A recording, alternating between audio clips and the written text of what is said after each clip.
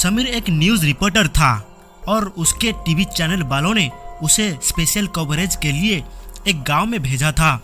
उस गांव में हर साल दशहरा और नवरात्र के दौरान काली माता की एक महापूजा की जाती थी। उस पूजा में एक मेला लगता था जिसकी वजह से गांव का कुछ अलग ही माहौल रहता था। समीर जब वहां पहुंचा तो मेले की रौनक को देखकर दंग रह गया, पर इतनी रौनक और शोर शराबे के बीच में वहां एक भी बच्चा नहीं था। उसने वहां रहने वाले कुछ लोगों से बात की तो उसे पता चला कि पिछले 1 महीने से रात के समय बहुत से बच्चे मिस्टीरियसली गायब हो रहे थे। गांव के लोग इस वजह से काफी डरे हुए थे, इसीलिए कोई भी अपने बच्चों को इस मेले में नहीं लाया था। कुछ देर तक मेले में ही घूमने के बाद समीर अब वहां से घर की तरफ निकल रहा था। अपनी बाइक को स्टार्ट करते ही हेडलाइट की रोशनी में समीर को एक छोटी लड़की दिखी। वो लड़की वहां बस शांति से खड़ी हुई थी।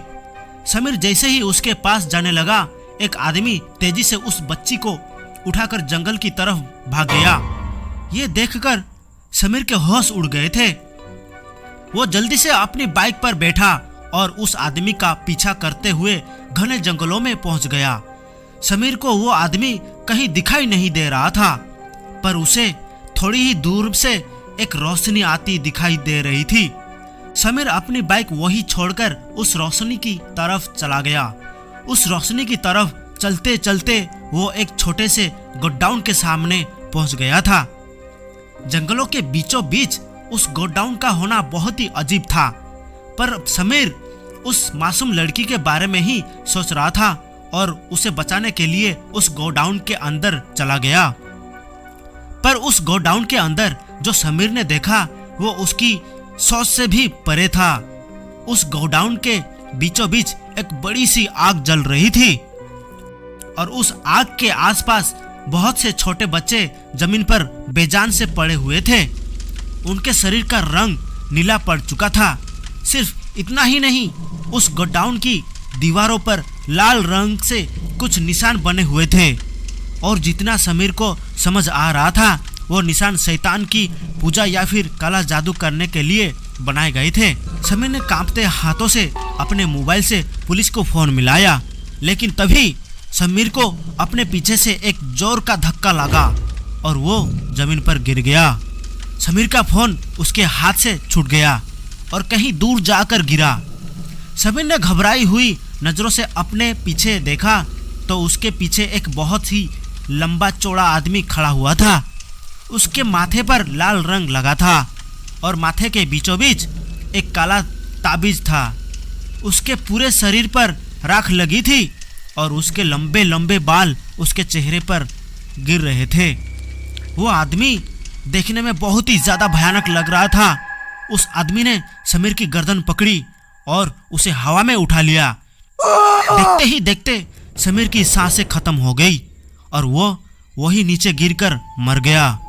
अब वो आदमी समीर की लाश को वहीं फेंककर उस आग के पास जाकर कुछ मंत्र पढ़ने लगा। उस आग में बार बार कुछ डालकर वो जोर जोर से अपने शरीर को हिलाने लगा।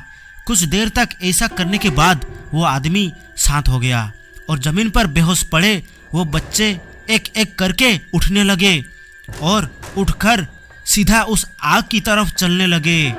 ऐसा लग रहा था जैसे उनमें जान नहीं थी, बल्कि कोई कठपुतली की तरह उन्हें आग की तरफ भेज रहा था।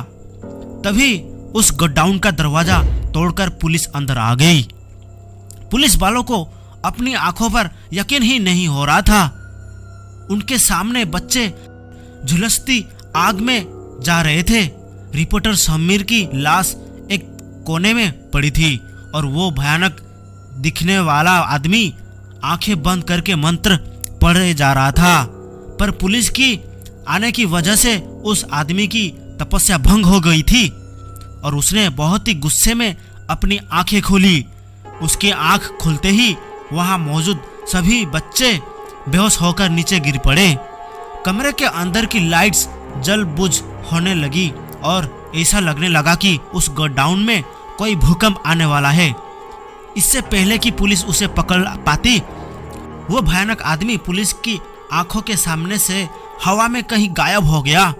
पुलिस वालों को अपनी आंखों पर यकीन ही नहीं हो रहा था। उन्होंने तुरंत ही उन बच्चों को गोडाउन से बाहर निकाला और उन्हें फौरन हॉस्पिटल में एडमिट कराया गया। कई महीनों के ट्रीटमेंट के बाद वो बच्चे ठीक हुए। इस घटना के बाद फिर कभी गांव में कुछ ऐसा नहीं हुआ। वो भयानक आदमी कहां से आया और कहां चला गया, ये किसी को भी नहीं पता चला। पर आज भी गांव वाले उस भयानक आदमी के डर में जीते हैं, ना जाने वो कब वापस आ जाए। तो गाइज, ये थी हमारी दशहरा हॉरर स्टोरी। अगर आपको ये कहानी पसंद आई तो हमारे चैनल बुला स्टोरीज को जल्दी से सब्सक्राइब कर दो और इस वीडियो को लाइक और शेयर जरूर करना।